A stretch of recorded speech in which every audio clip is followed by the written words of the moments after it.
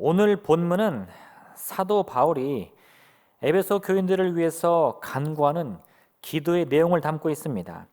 바울은 온 세상 각 족속에게 이름을 주신 창조주 하나님 앞에 무릎을 꿇고 기도하는데 그 자신의 기도의 내용이 뭔지를 오늘 소개하고 있는 거예요. 가장 먼저 바울은 에베소 교인들의 속사람이 강건하기를 구합니다. 그리고 이를 통해서 모든 성도가 그리스도의 사랑의 크기를 깨닫기를 소망하는 거예요. 왜냐? 그들 자신이 하나님의 사랑의 크기를 깨달을 때 그 하나님의 충만하심을 바라보며 나도 그 충만 속에서 충만함으로 체험받을 수 있기 때문입니다. 오늘 이 세 가지 내용을 통해서 우리가 좀 더 자세히 이 바울의 기도를 통해 우리가 누릴 하나님의 은혜가 무엇인지 함께 말씀을 나누기 원합니다. 가장 먼저 아까 말씀드린 대로 우리는 속사람을 살필 수 있어야 됩니다. 바울은 그 무엇보다 우리 자신의 속사람이 강건해야 된다고 말하고 있어요. 속사람이 강건하다. 어떻게 그런 일이 있을 수 있습니까? 바울은 그것이 능력을 통해 이루어진다고 말하고 있는 거예요. 여기서 말하는 능력이라는 것은요, 우리의 능력이 아닙니다. 내가 지식을 키우고 힘을 키우면 내 속사람이 강해지겠지, 그런 뜻이 아니고요. 바울이 말하는 이 능력이라는 것은요, 하나님의 능력을 뜻합니다. 하나님의 능력으로 말미암아 우리의 속사람이 강건해질 수 있다는 거예요. 그럼 하나님의 능력은 우리가 어떻게 경험할 수 있죠? 가장 우리가 쉽게 흔하게 아는 방법 중에 하나는요, 성령의 충만을 경험하는 거예요. 성령께서 우리에게 오시면요, 그 성령은 능력으로 우리를 덧입히십니다. 우리의 부족함을 채우시고 우리의 어리석음을 깨닫게 하셔서 내 한계 속에 갇혀있던 우리의 삶이 놀라운 기적을 향해 나아갈 수 있도록 이끌어주는 거예요. 그게 뭐냐? 그게 능력이거든요. 능력은 별게 아니에요. 나의 이 껍질 같은 한계를 뚫고 나갈 수 있는 힘, 지혜, 그것이 곧 능력입니다. 근데 성령께서 우리에게 임하실 때 그런 놀라운 기적 같은 일이 일어난다는 거예요. 스데반 집사님이 많은 유대인들 앞에서 예수 그리스도의 복음을 전하면서 예수님의 가르침을 전하니까요, 유대인들이 어떤 반응을 보였습니까? 그들이 막 마음에 찔리니까 시기심이 나고 질투심이 나서요, 자기들 귀를 막고 입을 크게 열어서 큰 소리를 지르면서 스데반 집사에게 달려들어서 돌로 쳐 죽였어요. 화가 나니까. 그렇게 하니까요, 그 사람들이 무슨 생각을 했느냐? 야, 이거 뭐 그리스도인들 별거 없네. 우리가 힘을 다해서 주고 돌을 들고 나가면 다 때려잡을 수 있겠다, 이런 생각한 거예요.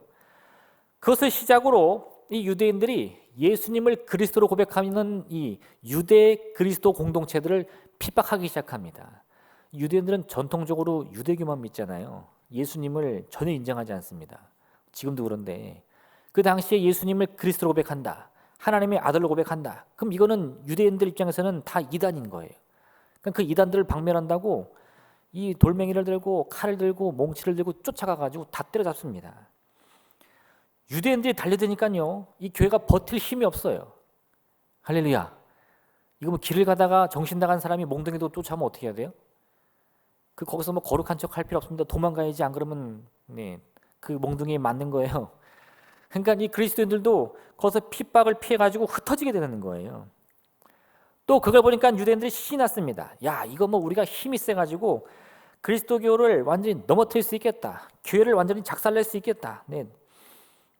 우리가 잘 아는 사도 바울도요, 그때까지만 해도 예수님을 그리스도로 고백하는 것이 아니라 자기를 누구라고 고백했죠? 나는 바리새인 중에 바리새인이다. 막 그래가지고 이 대제사장에게 가가지고 권세를 받아서 똑같이요, 교회를 핍박하려고 사람들 잡아서 막 옥에 가뒀잖아요. 그때 있었던 일이거든요. 예루살렘에 있던 이 교회 공동체가요, 유대인들의 박해를 견디지 못하고 다 흩어져 버렸어요. 그럼 이제 어떻게 됐습니까? 교회가 다 끝장이 난 겁니까? 이때 이 스데반과 함께 7 집사 중에 한 명으로 세움받은 빌립이라는 사람이 있었거든요. 이 빌립 집사님이 그 박해를 피해 사마리아로 몸을 피합니다. 근데 이 박해를 피해 도망을 갔으면 어떻게 해야 돼요? 막 두려움에 떨면서 몸을 숨겨야 되지 않겠어요? 바들바들 떨면서 누가 나 찾으면 없다 그래, 난 여기 없는 거야, 막 이래야 되는데 이 빌립 집사님은요, 사마리아 땅에 가가지고 어떤 일을 했느냐, 자기를 온전히 드러내며 거기서도 똑같이 예수님의 복음을 전합니다.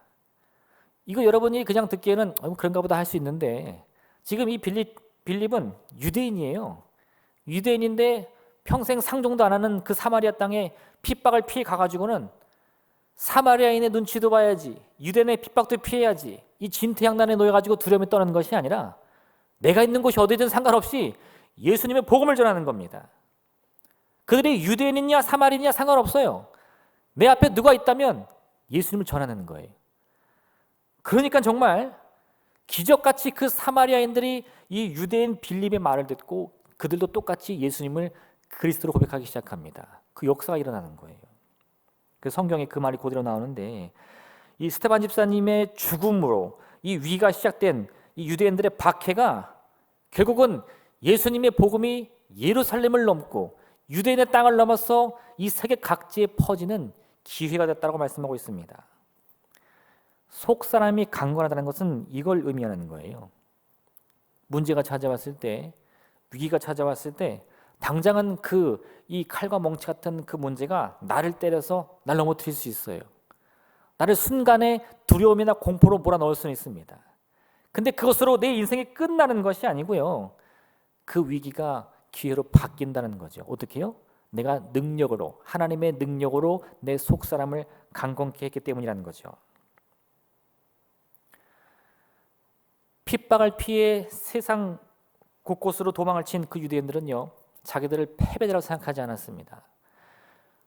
많은 고난 속에서 비록 나는 터전을 잃어버리고 다른 곳으로 도망을 쳤지만요, 그것으로 내 인생이 망했다고 생각하지 않았어요.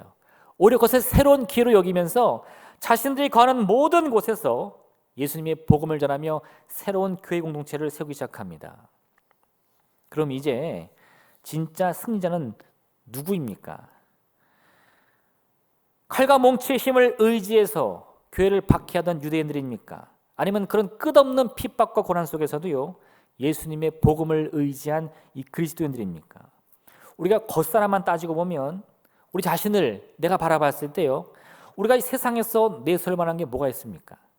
네. 그래도 제가 이래봬도 뭔가 좀 있어요, 이렇게 하시는 분도 있을 텐데 여러분, 물론 제가 여러분들의 그런 삶을 다 무시한다는 뜻이 아닙니다. 가진 게 있을 수 있어요. 얼굴이 잘생기실 수도 있습니다. 얼굴이 누구보다 예쁠 수도 있어요. 그런데 세상에서 그 겉사람을 따지고 들면요, 나보다 돈 많은 사람 부지기수입니다. 나보다 힘이 센 사람 아주 많이 있어요. 나보다 얼굴 잘난 사람 셀 수도 없이 많지 않겠습니까? 우리가 무엇을 자랑할까 고민해보면 자랑할 게 없다는 거예요. 그런데 그럼 내 인생 아무 가진 것이 없고 나는 아무 할 수 없는 무능력한 인생이냐? 그렇지 않다는 거죠. 왜요?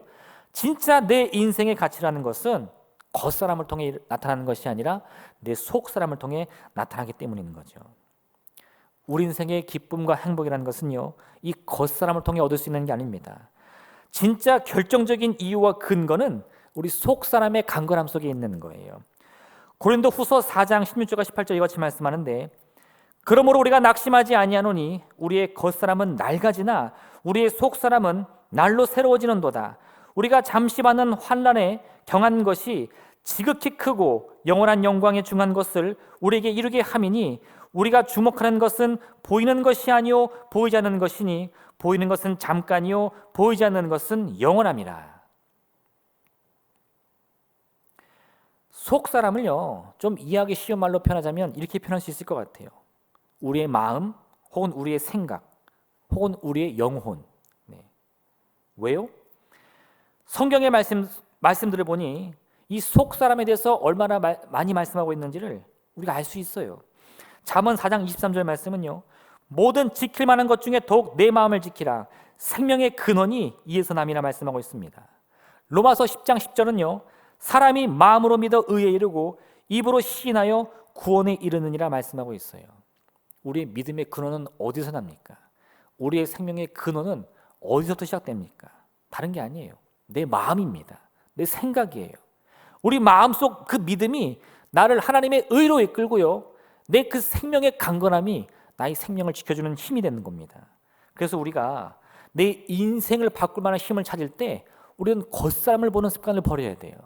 내가 무엇을 가졌는가? 내가 어디 있는가? 그러한 겉사람을 보는 습관으로는요, 내 인생을 바꿀 만한 능력을 어디에서도 찾을 수 없습니다. 이대로 내가 그냥 망하겠구나. 내가 여기서 넘어지는구나. 우리의 생김새, 우리의 능력, 우리의 환경, 그 모든 겉사람, 이 겉에 관한 환경들은요, 한순간뿐입니다. 잠시 있다 사라지는 아침 안개 같은 거예요. 아무리 화려한 것일지라도 속히 지나갑니다. 아무리 비참한 것일지라도요, 영원할 수 없는 거예요. 그럼 영원히 나를 지키는 그 생명의 근원은 무엇이냐? 우리의 속사람의 능력 속에 있다는 거죠. 성령의 충만이 우리를 그와 같은 영광으로 이끌 줄로 믿습니다. 따라서 우리는요, 성령의 능력을 의지하여 우리의 속사람을 더욱 강건케 할 줄로 믿습니다. 이를 위해서 우리는요, 우리의 마음과 생각을 지켜낼 수 있는 능력을 가져야 돼요. 환난이 다가왔을 때, 문제가 다가왔을 때 우리의 육신은 고통에 처할 수 있습니다. 근데 여러분, 내 육신이 고통스럽다고 해서 내 마음이나 생각까지 무너져서는 안 된다는 거예요. 만약 예수님 당시 많은 그리스도인들이 그렇게 나약한 속사람을 가졌다면요, 이 유대인들의 핍박이나 박해 앞에 다 무너졌을 겁니다. 그 잠깐의 혼란 속에 뿔뿔이 흩어져서 몸을 숨기고 두려움에 떨면서 믿음을 다 잃어버렸을 거예요. 근데 그들이 그 끈질긴 박해 속에서도 견딜 수 있는 힘을 어디서 얻었느냐? 속사람의 강건함을 지켰기 때문이라는 거죠. 이스라엘 민족이 홍해를 만났을 때 어떻게 했나요? 마음으로 절망했습니다. 회당장 야이로가 자신의 병든 딸이 죽었다는 소식을 들었을 때 어떻게 했죠? 두려움에 휩싸였어요. 마리아와 마르다가요, 사랑하는 오라버니가 죽게 되자 예수님 앞에서도 그 깊은 슬픔을 헤어나지 못합니다. 근데 그런 그들을 보면서 예수님이 한결같이 하신 말씀이 있어요. 뭡니까? 두려워하지 말고 믿기만 하라. 네. 비록 우리가 눈에 보는 이 겉사람의 인생이라는 것은요, 죽음을 피할 수 없었습니다. 멸망을 피할 수 없어요. 길이 보이지 않습니다. 그러나 내 속사람을 지켜 마음을 강하고 담대히 하면 길이 열린다는 거예요. 막힌 담이 허물어지고 죽었던 영혼이 다시 살아나는 그 기적을 통해 우리의 이 인생이 새롭게 변화된다는 겁니다. 근데 그 힘이 어디서 온다고요? 두려워하지 않는 마음, 생명의 근원을 포기하지 않는 그 속사람의 강건함 속에 나온다 이거예요. 할렐루야. 여러분의 속사람을 하나님의 능력 가운데 강건하게 붙드시길 부탁드립니다. 내가 산을 향하여 눈을 들리라. 나의 도움이 어디서 올까? 나의 도움은 천지를 지으신 여호와에게서로다. 눈을 들고 아무리 찾아봐도요, 내게 도움을 줄 게 보이지 않습니다. 저 큰 산이 도움이 될까? 저 많은 재물이 도움이 될까? 아니요, 여러분. 우리를 도우실 분은 오직 보이지 않는 여호와 하나님 한 분뿐이십니다. 그 능력이 내 속사람을 붙드심으로 우리의 겉사람의 운명도 바꾸는 거예요. 우리가 이 복음의 비밀을 깨달았을 때 우리는 이 속사람의 강건함이 얼마나 중요한지를 알게 됩니다. 그 성령의 충만이 내 운명을 바꿀 능력이라는 것을 깨닫게 되는 거죠. 오늘 이와 같은 여러분의 마음과 생각을 잘 지켜내므로 하나님의 풍성한 생명을 누리는 여러분 되시기를 주님의 이름으로 부탁드립니다. 두 번째는요, 오늘 바울은 우리가 그리스도의 사랑에 넓이와 길이와 높이와 깊이를 알아야 된다고 말하고 있습니다. 이게 뭐예요? 그 사랑의 크기를 깨달으라는 거예요. 얼마나 넓고 길고 높고 깊은지 그 어마어마한 사랑의 크기를 알아야 된다 이겁니다. 우리가 우리 속사람을 강건하게 하기 위해서는요, 반드시 그리스도의 사랑의 크기를 깨달을 수 있어야 돼요. 옛날에 어느 부자에게요, 외아들이 있었습니다. 근데 이 외아들은 아버지 재산이 너무 많으니까요, 친구들을 사귀는데 그 친구들에게 맨날 돈을 펑펑 쓰는 거예요. 막 맛있는 거 사주고 좋은 장난감 사주고. 그러면 어떻게 돼요? 동네 아이들이 다 친구하자고 몰려듭니다. 그렇게 매일같이 돈 펑펑 쓰면서 수많은 친구들을 이렇게 이끌면서 골목대장 노릇을 했어요. 아버지가 맨날 그런 아들을 보면서, 아들아, 친구를 사귈 때는 돈으로 사귀는 게 아니라 마음으로 사귀어야 된다, 생각을 나눠야 된다, 이렇게 말해도요, 이게 안 먹히는 거예요. 그래서 한 번은 아버지가 물어봤어요. 아들아, 혹시 너는 친구가 몇 명이나 있니? 그랬더니 아들이 이렇게 곰곰이 생각하다가 말합니다. 한 30명도 넘을걸요? 그래서 아버지가 또 물어봤어요. 그래? 그럼 그중에 네가 생각했을 때 너를 위해서 생명도 내어줄 만큼 진짜 친구라 생각되는 아이들은 몇 명이나 있냐? 그랬더니 아들이 또 자신 있게 말합니다. 10명은 좋게 될 겁니다. 얼마 후에 이 아버지가요, 아들을 찾아왔는데 얼굴이 사색이 됐어요. 아들한테 말합니다. 아들아, 이 애비가 실수를 해가지고 사람을 죽였구나. 이제 곧 날이 밝을 텐데 관가에서 이 나를 찾기 전에 빨리 이 죽은 사람 좀 숨겨야겠다. 나를 좀 도와주련. 너에게 목숨을 걸 만한 친구가 10명이나 있다고 했지? 하면 그 친구들 찾아가서 부탁해보자꾸나. 이게 한 거예요. 그래가지고는요, 이 멍석에 말아놓은 시체를 지게에 짊어지고 아들과 아버지가 길을 떠납니다. 아들이 자신 있게 자기가 가장 친하다는 친구를 찾아갔어요. 문을 두드리고는 사정을 얘기합니다. 야, 나 큰일 났어. 우리 아버지가 실수로 사람을 죽였다는데 지금 급하니까 우리 좀 잠깐 숨겨주라. 근데 어떻게 돼요? 너 누구야? 근데 문을 쾅 닫아버리는 거예요. 아는 체도 안 합니다. 그렇게 자기가 자랑했던 친구들을 차례대로 찾아가는데요, 조금 있으면 날이 새겠는데 아무도 받아주지 않는 거예요. 결국 마지막 친구도 문전박대를 당하고 나서 아버지가 말합니다. 야, 이거 큰일 났네. 곧 동이 틀 텐데 이 근처에 아버지 친구가 있으니까 한번 거기 가보자꾸나. 그러는 이제 아버지가 자기 친구의 집 문을 두드립니다. 그 사정을 설명했어요. 이보게, 내가 실수로 사람을 죽였는데 잠깐 우리 좀 숨겨주게. 그랬더니 그 사람이요, 문을 열어주는 거예요. 그리고 아버지와 아들을 자기 집으로 이렇게 숨겨줍니다.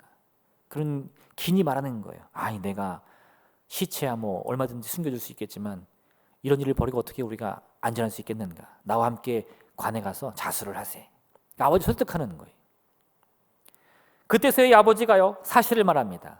이보게, 사실 이것은 사람 시체가 아니라 돼지라네. 내가 우리 아들이 하도 친구 자랑을 하길래 진짜 친구가 누구인지 보여주려고 일을 좀 꾸몄네. 그리고는 그 진짜 친구와 함께 이 돼지를 잡아가지고 밤새 술을 마셨다는 거예요. 많이 들어보셨죠? 제가 왜 이 얘기를 했느냐? 여러분, 이 아들은요, 그 친구에 대한 우정의 크기를 몰랐어요. 평소에 나를 그토록 따라다니면서요, 진짜 친구야, 나는 너의 진짜 친구야 했던 그 수많은 그 동네의 아이들, 그 우정의 깊이가 얼마나 얕은지를 전혀 몰랐습니다. 그러니까 아버지가 물어봤을 때 자신 있게 말하죠. 아버지, 나를 위해 목숨을 버릴 친구들이 10명은 넘을걸요? 근데 뭐예요? 다 허당입니다. 허당.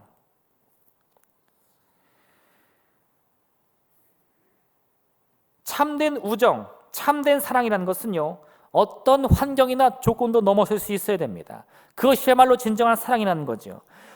예수님께서 우리를 사랑하실 때 그 사랑이야말로 진정한 사랑이라면 그 사랑의 크기가 얼마나 깊고 넓은지 우리는 결코 잊어서는 안 된다는 거예요.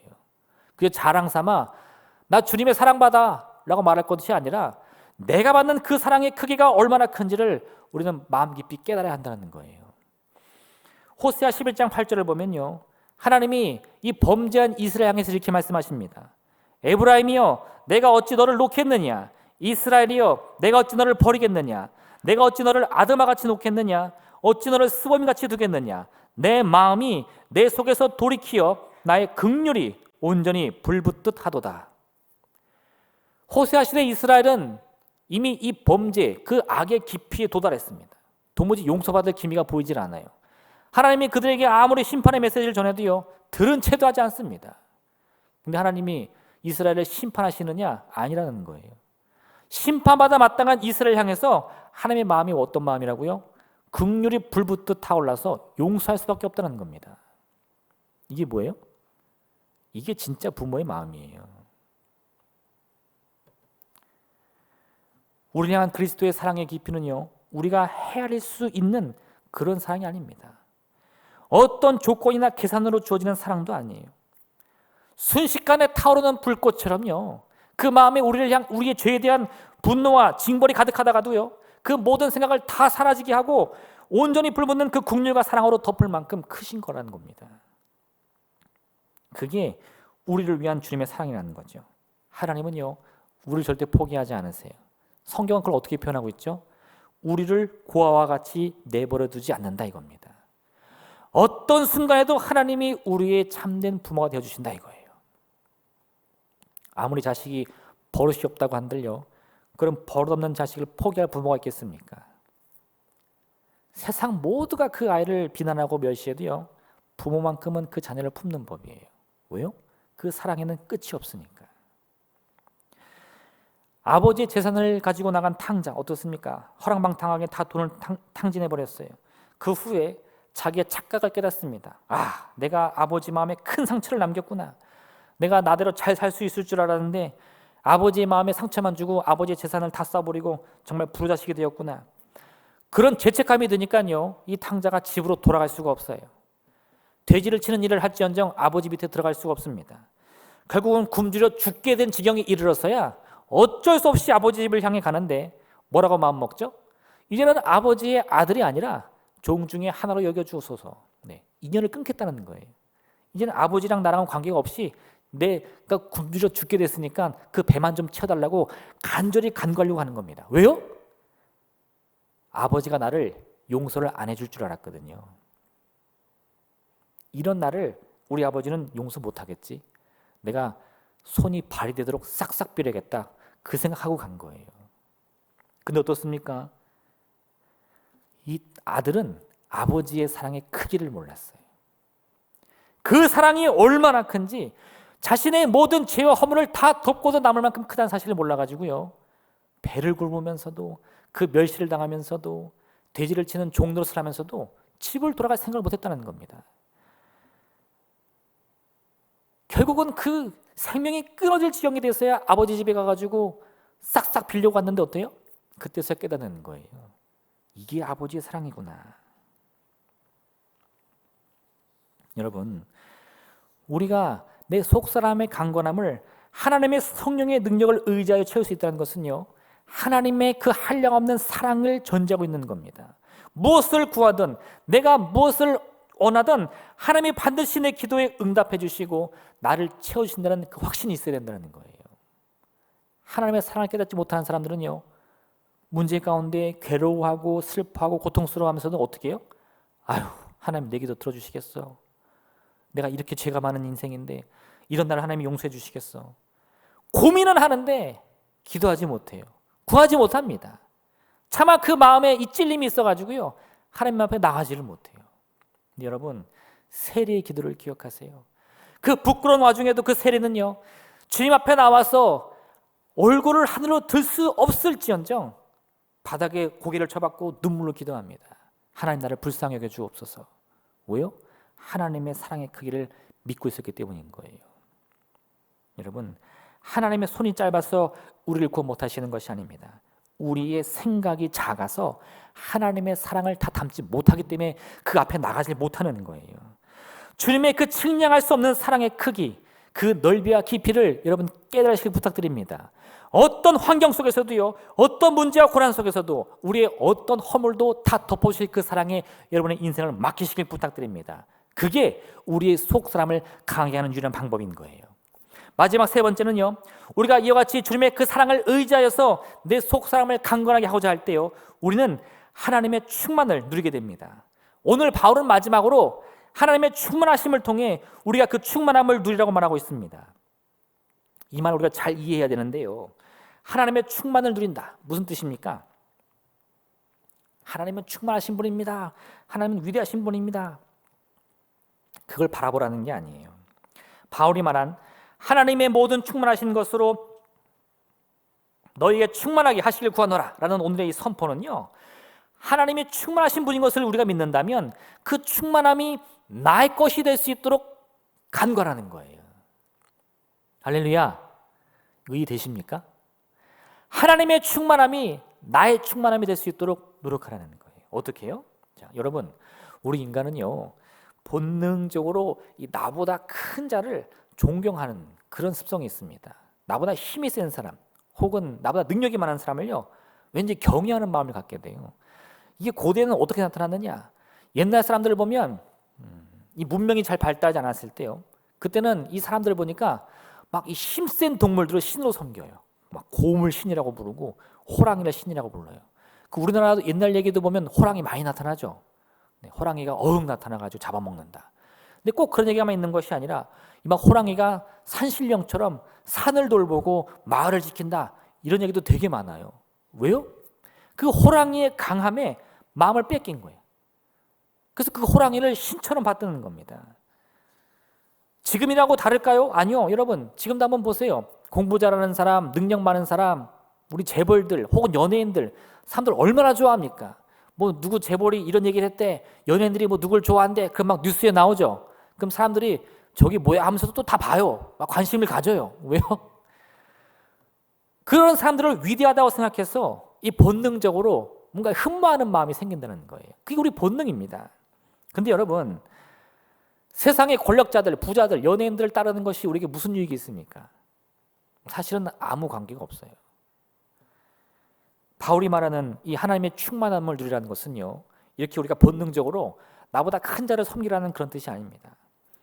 하나님의 그 위대한 능력이 나의 것이 될 수 있도록 노력하라는 건데, 이게 뭐가 다르느냐?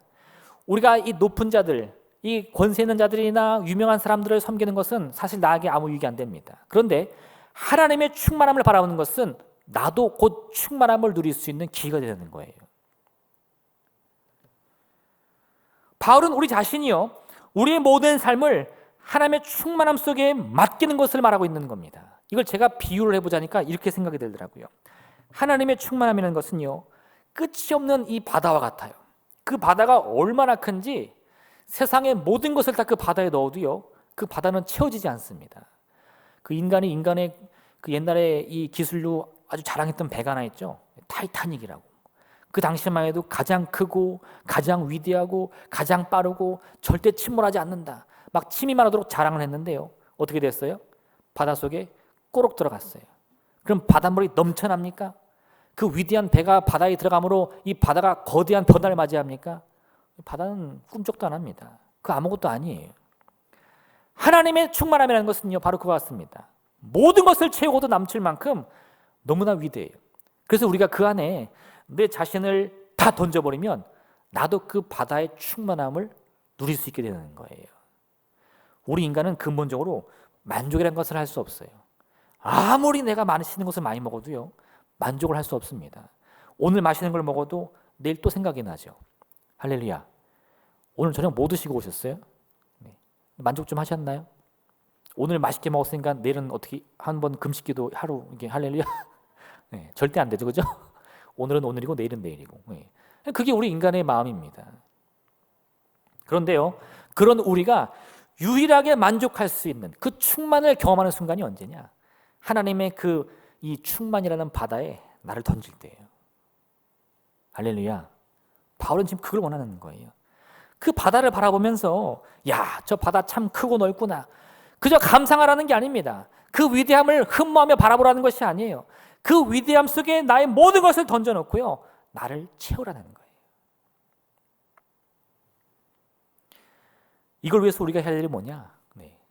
내 자신을 그 하나님의 이 충만 속에 던져놓을 용기를 가져야 돼요. 마치 이 심청이가 자신을 임당수에 던지듯이 우리 스스로를 던지는 거예요. 할렐루야. 근데 그게 겉으로 보면 어떻게 보여요? 나를 버리는 것처럼, 나를 포기하는 것처럼 보인다 이겁니다. 세상에 많은 사람들 그래가지고 이런 얘기를 전하면요, 믿지를 못해요. 우리가 그 속에 나를 던져서 얻을 게 뭐냐? 나는 죽는다, 나는 망한다, 내가 나를 지키는 것이 내게 유익이 아니냐, 이렇게 말한다는 겁니다. 근데 아니 여러분, 우리가 우리 스스로를 내려놓고 하나님께 나를 맡기려고 할 때 비로소 우리는 충만을 경험할 수 있는 겁니다. 그래서 욕심을 버리지 않으면 그 충만한 경험할 수 없어요. 욕심하니까 생각나는 얘기가 하나 있는데, 옛날 먼 옛날에요, 두 형제가 살았어요. 형은 아주 욕심이 많았고 동생은 그런 형에게 모든 것을 다 빼앗기고도 형을 미워할지 모르는 아주 착한 사람이었습니다. 결국 그 형은요, 부모님이 돌아가시니까 재산 다 독차지하고 이 동생을 외딴 섬에 쫓아버립니다. 동생이 외딴 섬에 가가지고 먹고 살려니까 농사라도 지어야겠다 해가지고 그 척박한 땅을 맨손으로 파는 거예요. 그러다 보니까 이 자기 밭을 이굴 땅에 꽉 막혀있는 돌멩이 하나를 발견합니다. 온갖 수를 다 써서 그 돌멩이를 뽑아냈더니 깊은 동굴이 나왔어요. 그 동굴 속에서 천년 묵은 도깨비가 튀어나옵니다. 도깨비가 갇혀있다가 이 착한 동생이 돌멩이를 치워주니까 이 자유를 얻는 거예요. 너무 고마우니까 도깨비가요, 당신 손을 하나 들어주겠다고 말하는 겁니다. 동생이 가만 생각하다가 욕심이 없는 사람이거든요. 내가 곧 농사를 지을 텐데 이 곡식을 얻으면 곡식을 빻아서 음식이나 만들게 맷돌 하나만 주세요, 이렇게 말을 한 거예요. 도깨비가 그 말 듣고 또 감동해가지고 마법 맷돌을 줍니다. 이것은 그냥 맷돌이 아니고요, 내가 원하는 것을 말하면서 맷돌을 돌리면 내가 말한 것이 다 튀어나와요. 쌀, 그럼 쌀이 나오고, 돈, 그럼 돈이 나와요.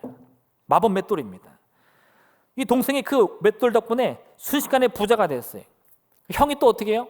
배가 아프죠. 네, 배를 타고 또 동생을 찾아옵니다. 너 어떻게 이렇게 부자가 됐냐? 착한 동생이 또 다 얘기해요. 형 이렇게 해가지고 내가 도깨비를 구해줬는데 도깨비가 마법 멧돼지를 줬어요. 막 자랑을 했더니 형이 얼른 뺏어서 달아나는 거죠.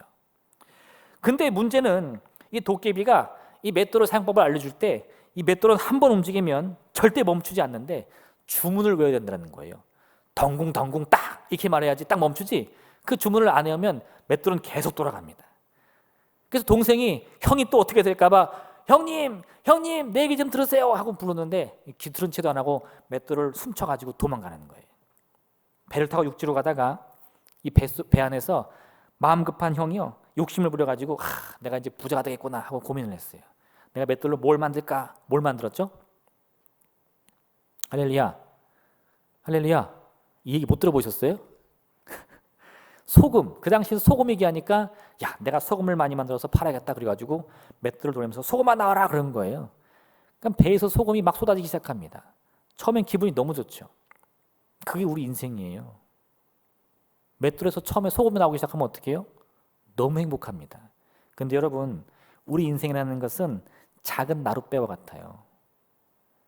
내가 바라는 것 넘치게 쏟아지면 그 배는 가라앉게 되어 있습니다. 주문을 미처 못 배운 이 형은요 맷돌을 멈추는 법을 알지 못합니다. 그래서 자기가 그토록 좋아하는 소금과 함께 바다에 가라앉아 죽는 거예요. 이게 뭐예요? 이게 욕심입니다. 우리가 우리 스스로를 하나님의 충만에 맡기기 위해 나를 던지면요 하나님의 충만이 나를 채우지만 그 반대로 내가 내 욕심을 채우기 위해서 욕심 부리면요 그 욕심의 무게가 내 인생을 죽음으로 가라앉힌다는 겁니다. 여러분 오늘 바울은 우리에게 뭐라고 말하느냐? 하나님의 충만 가운데 우리의 모든 것을 맡기라고 말합니다. 이것은 나를 포기하는 길이 아니에요. 나를 내려놓음으로 오리 나를 채우는 길입니다. 나를 주 앞에 맡김으로 내가 더욱 충만해지는 길을 가게 되는 거예요. 많은 믿음의 조상들이 이와 같은 방법을 통해서 자신의 욕심과 스스로 싸우고 나를 비움으로 말미암아 하나님의 더 큰 충만을 받게 된 것을 우리는 보고 있습니다. 여러분 하나님의 충만함으로 여러분을 채우시길 부탁드립니다. 육신을 따르는 자는 육신의 일을, 영을 따르는 자는 영의 일을 생각하나니 육신의 생각은 사망이요 영의 생각은 생명과 평안이니라. 2022년 새해 우리가 쫓아야 될 것은 썩어질 육신의 영광이 아닙니다. 영원히 우리에게 주어질 생명과 평안을 위해서 우리의 속사람을 강건케 해야 돼요. 이를 위해 우리는 반드시요 하나님의 크기를 우리 믿음 가운데 확신하여서 내 자신을 그 사랑 안에 던져 넣어야 할 줄로 믿습니다. 이 귀한 믿음을 가지고 이 한 해 하나님의 충만을 누리는 복된 하나 되시기를 주님의 이름으로 부탁드립니다. 할렐루야. 이 시간 우리 함께 기도하겠습니다. 오늘 이 말씀을 기억하시면서 하나님 우리가 바라는 그 믿음의 소망을 붙들게 하여 주시옵소서. 하나님의 그 사랑의 크기를 믿음으로 확신하여서 참으로 마음으로 조급하거나 두려워하지 않고 그 모든 것을 다 내어 맡겨 하나님의 충만으로 우리를 충만하게 채울 수 있는 복된 한 해 되게 하여 주옵소서. 우리 주님의 이름 3번 부르며 한 절에 기도하겠습니다. 주여.